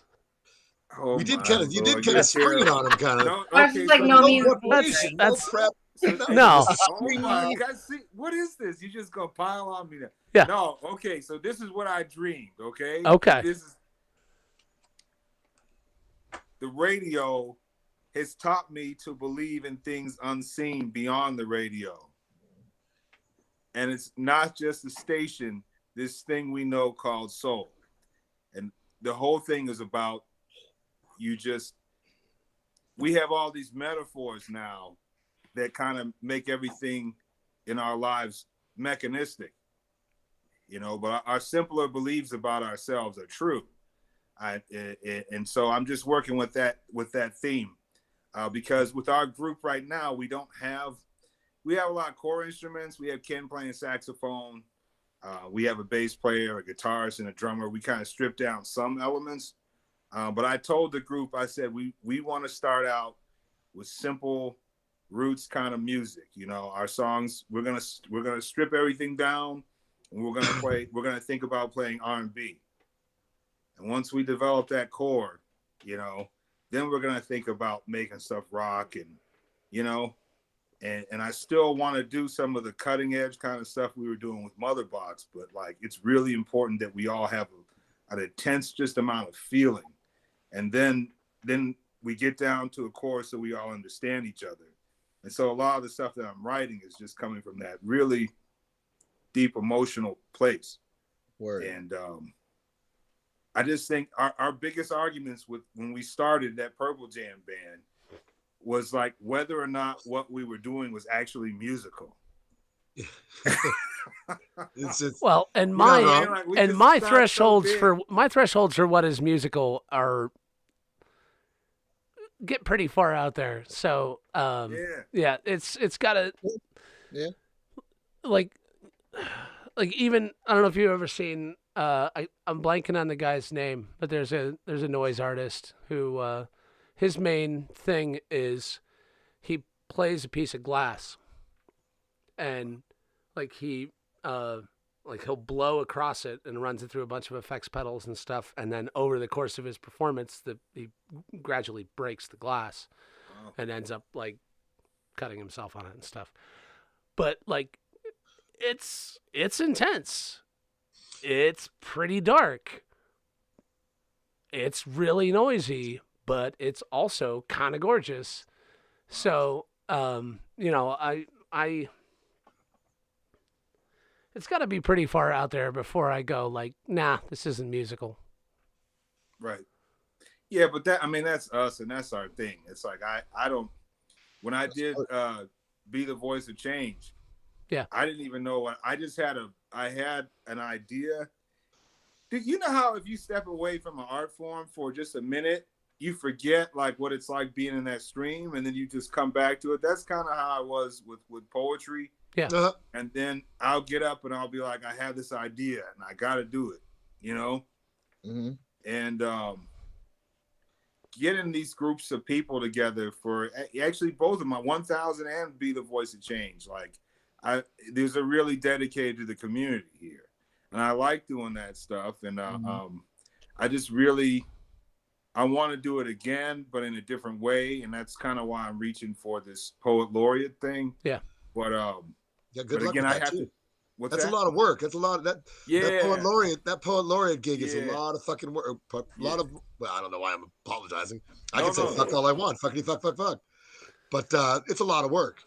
So good luck with that. That's going to be quite an endeavor to undertake. But for me, there's some personal reasons like behind that I'm not going to get into, and I'm just really excited for it because I still maintain that I had the fortune of being involved in several different communities when I was younger, and just having had moved so many different places and whatnot. When I come back to Erie and just look at everything, look at how diverse it is now. I hate using it's an overused term, but there's people from all around the world here in our city. Yeah. and doing great things for real. And every time I look at that, I'm just like, it's just stunning, like of all places. And to have the kind of obvious problems that we're having here that just shouldn't be. Anytime that I can help people have some kind of synergy, I do think it helps us in a way. It's not always apparent to me. But I look at people who, I'm kind of like an outsider artist. And when I deal with people who are in traditional cultures and stuff, the fact that they respect me means a whole lot to me. Well, and looking at the Erie Poet Laureate thing, there's been people over the last several years who have been in that position whose work I think is really great and who I have a lot of respect for. There's been people in that position whose work I don't think is as great and who I have a little bit less respect for. And, there's people coming at that from, a place of real social consciousness and stuff like that. And there's people coming at that from a very kind of textbook isn't quite the word, but like people doing, people doing stuff that doesn't have a whole lot of consequence behind it. And like, I feel like we're past that. I feel like we should be past that. And like, there's in our city and in the world in general, like the stakes are too high to have somebody being our poet laureate who's just going to do some bullshit. Yeah. And you don't do bullshit. And I love that about you. Yeah, but I don't know. For me, it's just the simple fact that, like, I don't know, man. When I was a kid and I lived in Erie, this is an old story, and probably the same for you guys. Like, we didn't have a whole lot of money, but when it wasn't a school day, we could just, even during the damn school days, we just had this feeling of freedom that was intense. Mm-hmm. I don't think kids have that now. There's no reason why we can't have it here. And even though the economy is totally different and Erie's taken a lot of serious hits, we have the ability to bring it all together somehow. I think that's why we're here, For sure. I mean, it's that simple. For sure. And big, you're coming from a place of service. You're coming from a standpoint of service to the community, and that's one, that's one thing we all need, and is more folks that are motivated from that perspective, right? Rather than the self-aggrandizing type. Like, look at me, look what I won, look at my thing, look at my pennant that I get to put on the wall type thing. Look at my shit. Yeah. So, but and that's, it's something that I think all the guests on our season finale panel here all kind of share. So, yeah, absolutely. Are we warmed up? Yeah. Who's in tune? I am finally. All right. Rowan. Special musical guest, Rowan Ward. Surprise musical guest that I wasn't expecting I was going to be doing. That's even better. Warning, I wouldn't say I'm good. Basically, I use it to, screw around and give me some kind of music behind me when I sing. Adam does this all the time to everybody. It's like at Chafee's when I'm like sitting there all night. It's like, so tell me what you think of God Street Wine. And I'm like, yeah, you don't want to do that right now, man. I'm not in any kind of condition to be commentating on what's going on right now. And he's like, just stuck the mic in my face. And then it was like, so tell us about it. I'm like, well, bro, I've got no time to prepare my thoughts. And my thoughts are all scrambled right now. Preparation is well, overrated. the good news is when I'm tinkering around on this, I do have one song that I always go back to, and it's probably a weird one to kind of strum along on ukulele, but it's fun for me, and gosh darn it, that's why I'm going to do it. Awesome. So, I'll say I've probably played this song 100 times just sitting in this office, but, my first time with anyone else hearing it, other than perhaps if my voice floats up to the landlord's apartment above me a little more than I think it does at 2 a.m. Excellent. Take a good look at me now. Do you still recognize me? Am I so different inside? This world is trying to change me, and I admit that I don't want to change with it, and I admit that I can't go on like this anymore.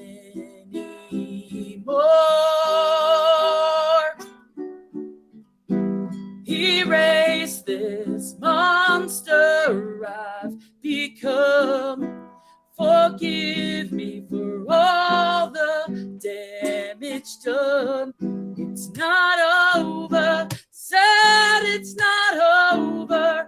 I'm begging for mercy, I'm only the monster you made me. I'm better alone now. See, I'm torn from my mistakes, and I stop believing that I could ever make things change. How much can I take when I know that it hurts you? How long can I wait when I can't go on like this anymore?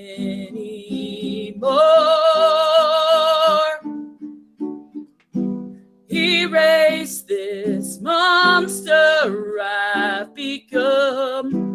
Forgive me for all the damage done. It's not over, sad it's not over. I'm begging for mercy, I'm only the monster you made me. Because who I am isn't who I used to be. And I'm not invincible, I'm not indestructible. I'm only human, can't you see the beauty in me? Take a good look at me now. Can't you see I've changed? Erase this monster I've become. Forgive me for all the damage done. It's not over, sad it's not over.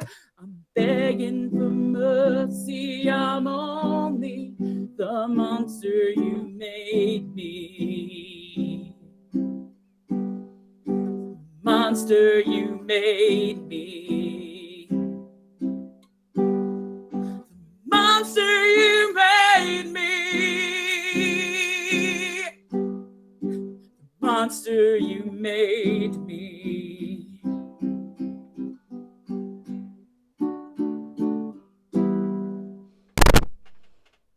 Nice. And I totally forgot to say what that song actually was. It's a song called Monster You Made by Pop Evil, and it's just one that I like to sing. Nice.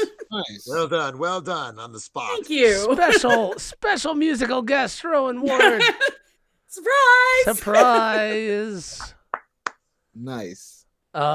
Jen Meyer, you got one for us? Yeah, I think I can play one for you. That's awesome, Rowan. That was so great. I love it. Thank you. Your neighbor's lucky if they get to hear you. Oh. So, how long have you been playing ukulele? I first picked one up, like my friends gave me a concert ukulele for my 30th birthday, but I mean, it's just kind of been on and off. I can't say I've been playing it all the time for the last 9.5 years or anything. It's just kind of a tinkering around when I had fun. Probably the time that I was playing it the most was for a while. There's a school in Chicago. It's called the Old Town School of Folk Music, but they teach more than folk music. They teach a little bit of everything. And I've taken a handful of classes there, mostly about musical theater, but they have an ensemble classes where you get together and kind of play and arrange songs by artists. And I took a class that was arrangements of songs from Beck's Song Reader, which was nice. the album that Beck released only released on it sheet music. as a book of music. Okay. Yeah.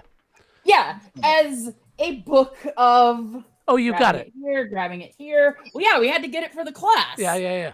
So, No so what we did is we got together and arranged different songs from that, and I mainly sang because that is my main instrument, but there were some songs where other people were doing more vocals and I wanted to have a little bit part of it. So I did a little bit of ukuleleing on some of the songs as well. And it was really fun. We had an end of the class show at a bar, and then we actually went out to a couple of different open mic nights, just like as a band, as a group, and played some of the covers. And then life got in the way, and so we didn't anymore. But it was a lot of fun. I mean, man, this was forever ago. This was like 2013 maybe. Sure. And and then ever since then I haven't really played it with anyone, but it's been something that I've played around with at home just for my own fun, and just so I could do some sing at home with something other than the shower to accompany me. Right. I get that. No, I mean, honestly, like your story kind of just like really like struck me. Like these are the moments that make us. I feel like when I was a little child, we had this guitar that I think my parents paid $30 for at a yard sale. It came in this case. It's from like Osiecki Brothers or whatever, however you say it. There's like an old music store from Erie. It's like a nylon string, like child-sized guitar, and we would like throw a pick in it and then like shake the pick out of it. That was like how we played with the guitar. That's how I played guitar. I love it. So I just Nylon strings there, Yeshua. Nylon strings, man. That'll keep your fingers. Yeah, right. It's good It for will. good for your soft, good for your soft baby fingers. Right. I'm just saying. I'm not saying. I'm just saying. Baby That's a great fingers. point, Garrett. I love connecting everything, by the way, too. So I'm glad that you like added that. But just like really, Adam keeps me around. I was not a musical person. I wanted to like be a musician for a long time. I have like professional musician friends, and they're like, appreciators are so much more important than musicians. We need more of them. Like you're really part of it. And I like was just like leaning on that for so long. But I don't know, like I went out with this guy once and he had a ukulele and he taught me how to play like a D chord. And I was like, that's fun. Like it was like a very brief going out and a very brief touching a ukulele. And it was all nice and pleasant. And then it was like, yeah, play that a couple D. years later, yeah, right. And then he's like, touch something else now.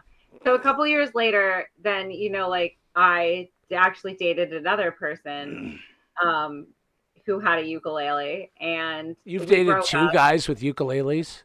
More than that, even now. Oh, it's a specific time. It's like, but yeah, I've like moved on from that. I honestly she just I dates guys with dated this other guy now. who had a ukulele, and we broke up, and I like just super missed the ukulele. So I went to World of Music and I bought a ukulele. Nice. And that was in like May of 2018. Then by October, I was playing guitar, and I was like, "What's a ukulele?" I have a bunch of ukuleles, but I don't play them anymore. Anyway, it's just kind of funny. You never really know. You never really know like what things and what moments are gonna like be meaningful to you in a way that's only apparent when you're looking back at things. So Jen, what are you gonna play for us this evening? I'm just gonna play like the newest song that I have that's finished. Awesome. It's called. Wait. Sorry, what?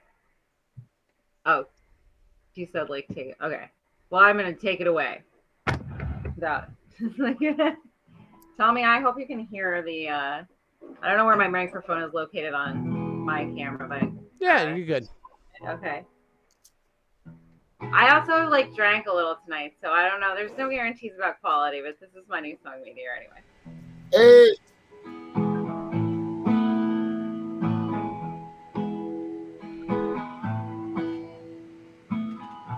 Can't forget the look in your eye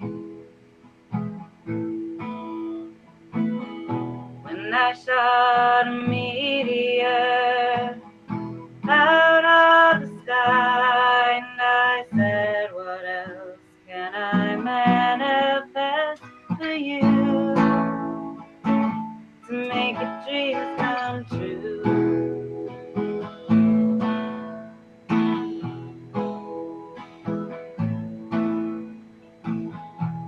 Sometimes the best that we can get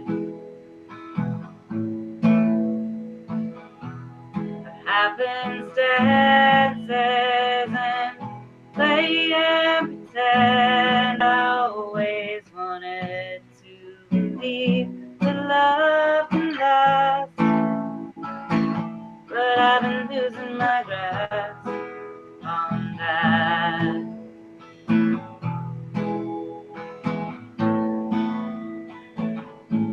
You said you were mine, and I said that you were right.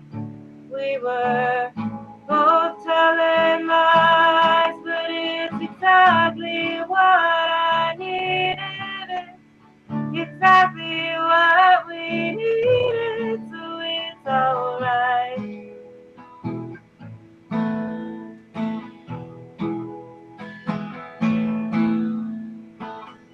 I don't know why lessons are hard to learn, but why we don't always get everything we think we've earned. Sometimes moving forward looks a lot like standing still when you're going uphill.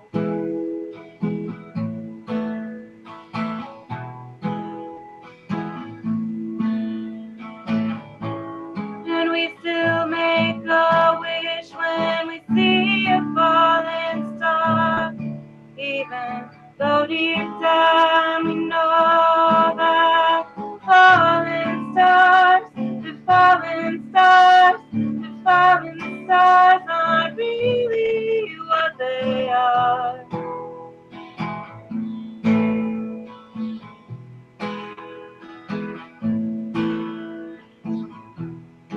Sometimes the best that we can get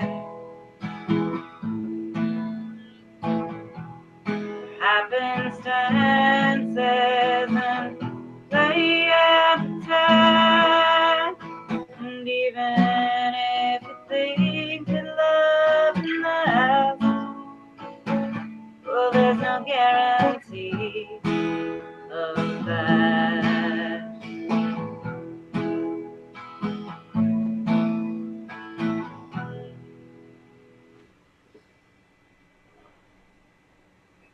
That was awesome, Jen. That was Thanks, awesome. guys. Very nice, very nice. It was awesome. Excellent. Thanks a lot, kids. Well done, both of you. In fact, all three of you, even Big Wash, got put on the spot. We haven't put Yeshua on the spot yet. From Yeshua, I feel like Yeshua could us. Yeshua, you got any bars for us? Your turn, Yeah, Yeshua. I didn't do like the.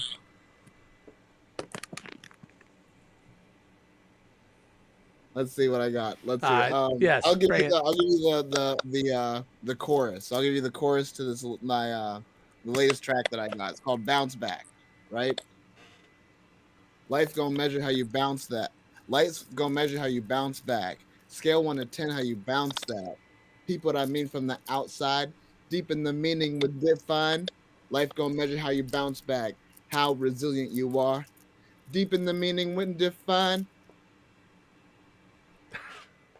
Oh, I can't remember the last part, but there you go. That's what I got for you. Stay tuned for more. Nice. Stay tuned for more. Stay tuned. That's far more than I got. I got nothing. He's just got weird theremin noises. That's not true. That's not true. Adam played my daughter's animation. I did. Yeah, we played Lola's animation at the top of the show. Did see that. Excellent. Congratulations. Excellent work. Yeah. Nice. Congratulations. Oh, yeah. Man. But yeah, I don't have anything ready for you guys right now. All right, now Jim Wirtz is next. Jim Wirtz, you gonna spit some bars for us, Jim? Some bars. Yeah, Jim Wirtz is conveniently turned into just a capital J, but we'll see if he comes back. And when he comes back, we'll put him on the spot and see what kind of bars he's got for us. People. How does the letter people tune go? I have no idea what you're talking about. We all in the letter people, something, and blah, blah, blah. I can't remember the words. Like A, B, C, D, follow me. Yeah, man, This it's is almost great, in there. great, Like, great content. Mr. T with the tall teeth. That's the one I remember. Good stuff. That was the good stuff. Opposite of Miss O. Well, my friends, it has been wonderful having you all with us tonight. Let's go around. Jen Meyer, where and when can people find you, see you, hear your stuff, see you next? All of that good stuff. Tell the people all the things they need to know. As Patrick's baby said, she's like the wind. I just do what I want. Sometimes I go to the open mics, and sometimes I go out just to drink on weeknights even, or on weekends. Sometimes I don't go out, but I stay in. So buy Jen Meyer a beer, give her a cigarette, and she'll be your friend forever. Nice. True, buy me a beer. That would be great. Yeah. You know, we're broke. I probably will. I might buy you one maybe on your birthday. Maybe. I legitimately, I've been going to a lot of the Philly on the Rocks open mics on Sunday nights. They're usually 7 to 10. Show up early and sign up because it is popular. But yeah, I don't know. People keep asking me about shows and stuff. It's not really my jam. Well, you should try it sometime. It's good fun. I like it. It is. I can't really play for a long time. Well, what's a long time? Like 20 minutes or 30 minutes. You can play for 20 minutes to 30 minutes. I've seen you do it. But like, I've also found some people that want to play things like violin and do maybe like harmonies on my songs, and that makes me a lot more likely to record things, which people ask for also. Yeah, you should do that. You know, just like I just got started. I love playing open mics. I don't love playing shows. I don't love the pressure. I will record someday when I feel like recording, and you can find me wherever I feel like being. So it's a good spot. I like it. That's me. That's where I'm at. Big Wash, you're how up. about you? You're muted. You're still on mute. He doesn't look like he's on mute, but He does sounds not. like he's on mute. Big Wash, we can't hear you. Yeshua. Yeah. What's next for Yeshua? What's coming up? Next for me, I got the show with JC on the 23rd. I've got another show that I'm working on. I don't think we have a date for that one yet. I'm pretty open though. I am pretty open with my schedule. Quick question. Why is it like that? It's usually like that because Yeshua made it. Oh yeah! Had to get it in there. I'm gonna throw this one underhand. Yeah. And Yeshua was just like, Smack!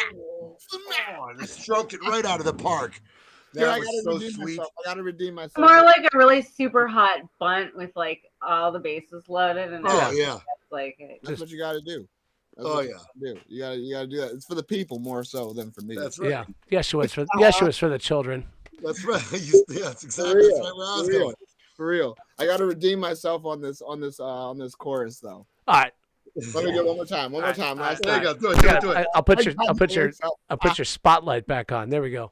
All right, word. All right, so this is called Bounce Back. The meaning behind this track is like, just bouncing back from a situation that was less than favorable and turning it around and making it your situation and making it the most of it. And that's what you got to do in life. So this, the chorus for Bounce Back. Life gonna measure how you bounce back. Scale 1 to 10, how you bounce that. Peep what I mean from the outside. Deep in the meaning when defined. Life gonna measure how you bounce back, how resilient you are. Deep with the team and we outside, aligning our spiritual eye. There you go. You're feeling it. Hey, you feel the bounce on it. It's like that because Yeshua made it. That's gonna be. It's like that because Yeshua made it. That's gonna be a Big Wash. Can we hear your voice now? We got Big Wash? No, we got no Big Wash. Big Wash, like sign things to us. Do you think he's doing that on purpose? As it like so he doesn't have to actually do his phone? No, I don't think he is. Rowan Ward, where can the people read your writing? Where can the people see what you're up to? Where can the people hear your words and learn your wisdom? Well, I mean, I tweet a bunch of random junk on Twitter at Rogue Clown, ROGUECLOWN. I have a website, blinkers-off.com, and I will post things there sometimes. That was usually a lot of my podcast, although that's been on hiatus for a while just because of other things. And right now, with as many jobs as I have going on, podcasts. Yeah. Although that's been on hiatus for a while. It is still on hiatus because I have too much stuff going on, and between the work that I have, which is mostly about horses, and being in 900 trivia leagues, I hardly have time to sleep sometimes. I'm only in one trivia league. I can recommend it. Like Trivia Life Balance. It's a thing. Cool. I just followed you there, Rowan. I just followed you there, Rowan. Yay! New followers. But yeah, I mean, I'm definitely exaggerating when I say I'm in 900, although, RIP me, I just found out who I'm up against in Mimir as well next week, and one of my opponents is the literal best quizzer in the entire world, so RIP me. Who's that? Victoria Gross. Oh, Victoria Gross. Pittsburgh's own Victoria Gross. She's so nice. Oh, she's a sweetheart. I love her. Yeah, she's going to kick my ass. Probably. I mean, F's in the chat for Rowan having to face Victoria Gross. Victoria Gross, absolutely one of probably the top 5 or 10 trivia players in the world. And she's one of the new chasers on the next season of The Chase. Yes, she's. I cannot wait for. Like, when I found out they were looking for new chasers, my first thought was they better hire Victoria Gross, and they did. Yeah, and Victoria is just a lovely person besides, and has like tested sets that I've written and stuff like that, and just been really sweet and just kind and nice person. And it's like I've been in friendlies against her. I've read for her quite a bit. She's read for me quite a bit. This is the first time we've ever gone against each other in a league match of any sort, and I'm just like bracing. And what nicer person to get your ass kicked by? I know. The Miracle on Ice moment is not out of the realm of possibility, though. That would probably require a horse racing quad and a late 90s, early aughts new metal quad. Yeah. Weird things can happen, Weird things can happen. Hey guys, I hate to leave, but I gotta work early in the morning, and I'm gonna head out. I'm saying good night. Good night. Big Wash, you're back. You're back in time to tell the people where to find you and where to hear you. Find me at the library. Yes. See Jen Meyer at the library. Okay. I left. So the side. I can't hear you now. Sidebar. The social distancing variety hour promo that you saw at the top of the show. We filmed at the library at the green screen studio at the Maker Lab at the library. And you have to leave your driver's license to check out the studio. And friend of the program, Jen Meyer, was like, "You left your driver's license here." Like, we just walked out of the studio and I just left it there. So it's nice to have friends at the library looking out for you. That's what happens when you travel through time. When you've abandoned your shit at the library. To be there for you. Yes, pretending to be there for you. So, Big Wash, where can the people find you? Where can the people hear your words, learn your secrets, partake in your wisdom?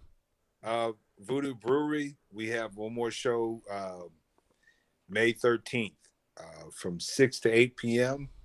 It is an open mic, so we do perform, but we want to hear from the people. Our bass player is not going to be available that day, so we really, really, really would like poets, any musicians. Oh, shit. Watch out, Big Wash. Rowan, you guys. I don't know. You might have just unleashed the bass cracking. There is such a thing. Come on down. The bass cracking. There's no cover.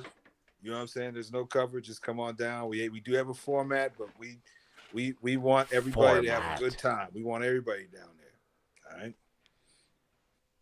Excellent, Big. Good to see you, my brother. It's great to see you guys. Well, yes. Much love to you all, my friends. Thank you all for being with us, and thank you to everybody out there who's watching. Hopefully, some people are still out there watching. Thanks to Jay. Thanks to Jim Wirtz, who's still here as a little icon. Jim, you keep fighting. We have big things we have coming up here in the primaries, and we're going to need you and all the rest of those that are working hard with you to get turnout, to raise turnout this year and get it out so we can fight back the various agents of fascism that seem to be permeating our state. Oh, it's a true story. We will need you, Jim. So. And Mr. Skindell. No lies detected, Big. No lies. Mr. Skindell, it has been a pleasure, as always. I love you all. We love you. Good seeing you, Garrett. Good seeing you, Adam. Good seeing you, Wash. Big Wash. Nice meeting you, Rowan. Right. Good meeting you too. I'm sure our paths will cross. Absolutely. Yes, they will. Word. Take care of yourselves. Take care of each other. We'll see you all soon.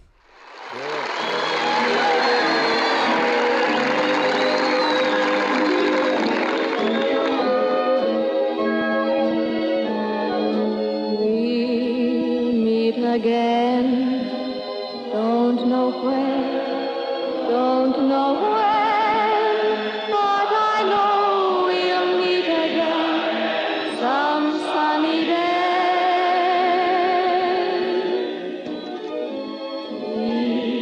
Smiling through, just like you always do.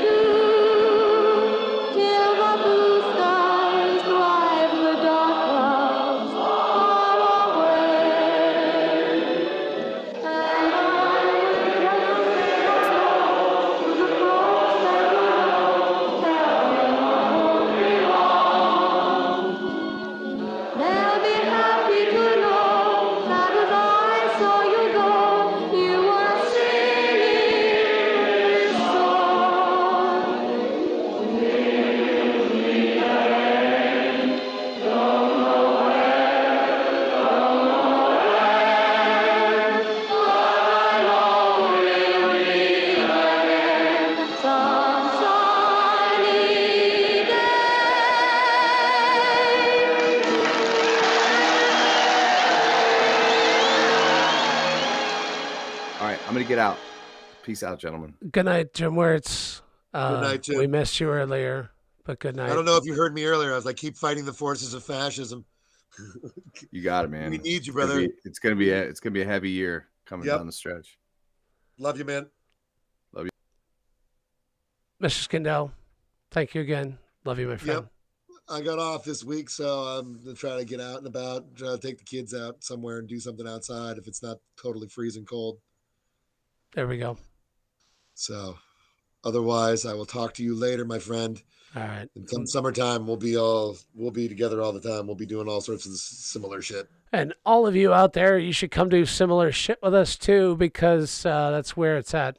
Join Camp Taco Cat, wherever it is at a place near you. Yes. Love you guys. Take care of yourselves. Bye. And each other. Much love.